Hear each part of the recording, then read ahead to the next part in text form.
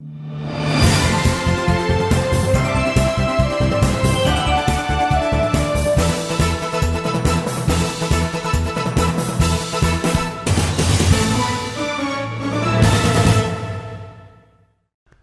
my good friends, my dear audiences, dear voters of California, Southern California more specifically.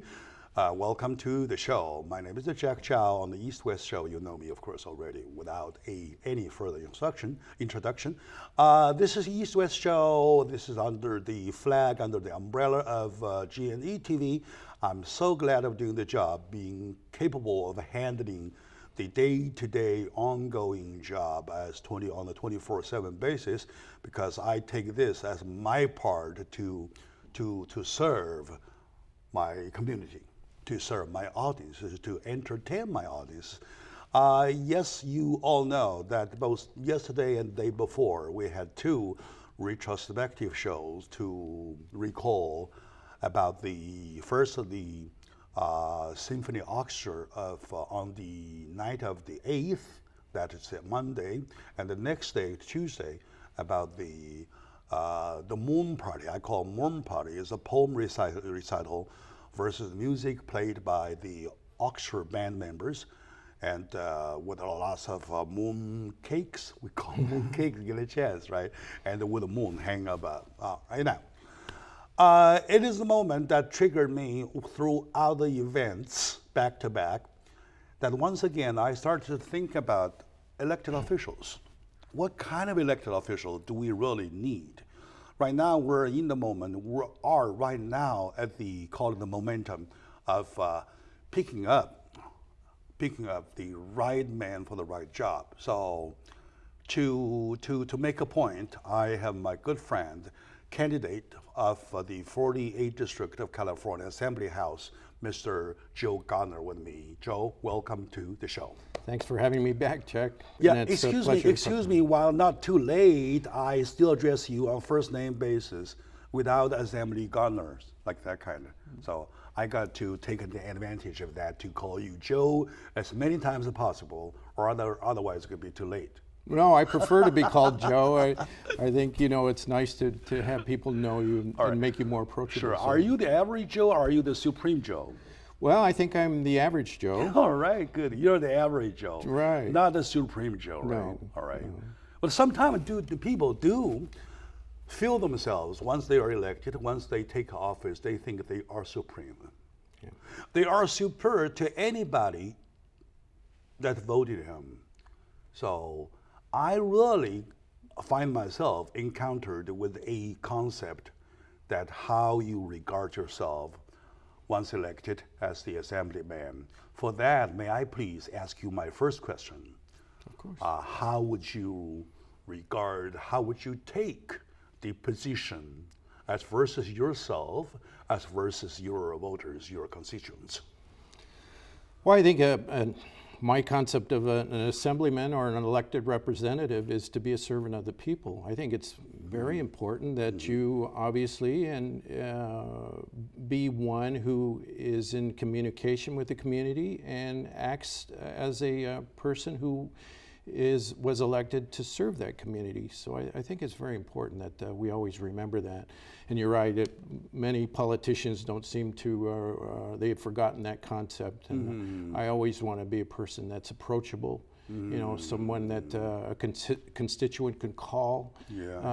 And if I can help solve a problem, I'll do that. Sure, very good. And Joe, my problem is that I've been on this job for many years, you can recall, all right? And I can't sometimes even recall how many years I have been on this job. Meaning, I have seen all kinds of people, if not 100%, at least 98%, right? So my problem is that every time when they are doing their campaign, the campaign mode, they are available. Not only are they available, they are servile. They bow to you. They, yeah, of course, yes. Yeah. They smile a lot. They talk sweetly, right? And in other words, servile is the word to describe. Once the office is taken, man, they're gone. They are gone. They are totally gone. in the thin air, right? And then as time goes by, when they get kind of a veteran to the position though, on and on, things are getting even worse. The faces are longer, the ear are bigger, they look taller than before. Yeah, many elected officials that we pushed up through our own hands, we see different faces. We sometimes get surprised. Is it the same guy or same lady that the ones we promoted? That is the problem. The consistency I'm talking about, Joe, please, I want you as a candidate, tell me how are you prepared to handle this situation where Jack Zhao gets frustrated? Well, I think it's, I've never forgotten where I come from. And when I worked in Santa Monica at the police department, I was entrusted with the job of taking care of the gang issues in a local park in a local community called the Pico neighborhood. And so what was unique about my position is I wasn't based at the police department. I was based in a park. In a public park in the community, where actually two, walk-up murders by gang members took place. So putting me up in that park was an essential part of making the community feel safe. I see. And in addition to that, you have to make yourself available to the people that use that park, the community members, the park staff. I really went out of my way to try and rebuild trust with those people, to know that the police department is here to serve them, to do the essential job of making sure that the community is safe. And I think we did a very good job. All right. The understanding itself is a good philosophy. And your statement, I like it because it does say the core value of being on the job, doing the job. In other words, you're not only on the job, you're in the job. Right. You're available anywhere in the territory that you're assigned for, rather than waiting, sitting in the office, pick up calls. Sometimes calls never answered. Well, even worse situation, right? Okay, now, that is the part I adore. My question was, how are you to maintain this, to make it a long run, not just at the moment, right? So that is the thing, exactly the thing.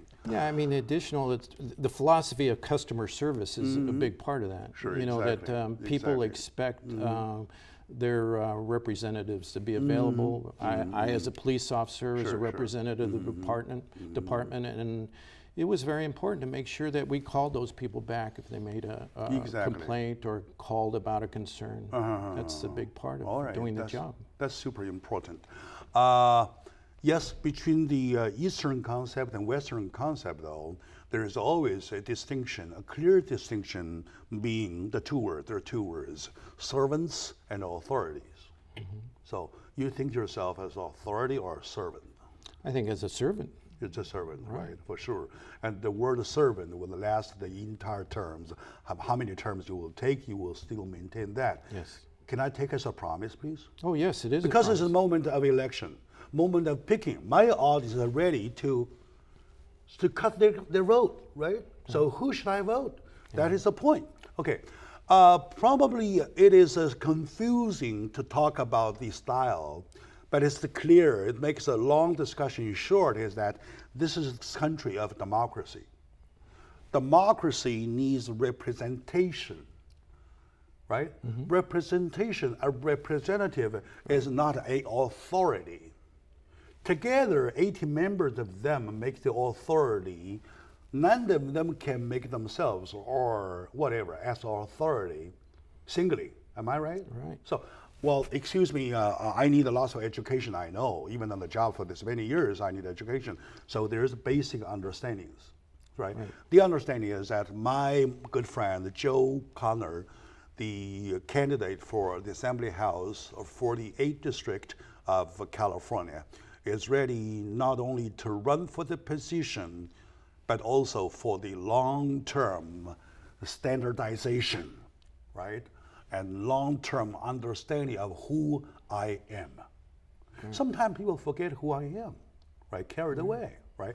There's a story in the, ancient Chinese story that I read, and there is a one rival, versus the other, right? And there's a moment the attack was launched heading to them, And then in the city, with the walls around, in the city, they call it the city. As a matter of fact, castle. In the castle, there is no big fighters like commanders. This guy was not a big commander. This guy was a little soldier or something, a little higher. They say, okay, you are the biggest. You look at the biggest. So let us fake you. Let us fake you, make you strong. So they brought him a big horse, very big horse, and they made two of the huge hammers out of paper, painted with ink. Wow, so big. So those days, when people look at you, they see what you use, what weapon do you use, right? Looking at the weapon itself, this whole thing would weigh until 80 pounds. And two of them 160 pounds. Of course, they made of paper, right? And wow, once on a horse, the guy looks so strong, right? Then with his troops or with his all the other soldiers around him, looked like a true army. Dash out the gate, dash into the enemy. The enemy looking at this guy. Oh my God, let's go! Oh, they turned around. They started to run. Right. Okay, now this is the moment. If he had known himself who exactly he was, he would just back up. That's it. You're gone. I'm back. Mm-hmm. Yeah, in the momentum of that, he started chasing. Chasing after them, and then there's one running slower. He's like, bam, knock him and get him inside get him inside. Right. So the whole trick was kind of broken. Right. Right. So the guy forgot who he was. Right. Right. The guy forgot who he was. So it is all good to remember who you are. You are one of us. That's your root, and that's the basic philosophy my good friend Gardner is basing himself upon. And thank God that we have this great person in West coming as one of my neighbor. So we'll take a short moment now. When we come back, we'll continue digging out from this person, find out how reliable he could be. So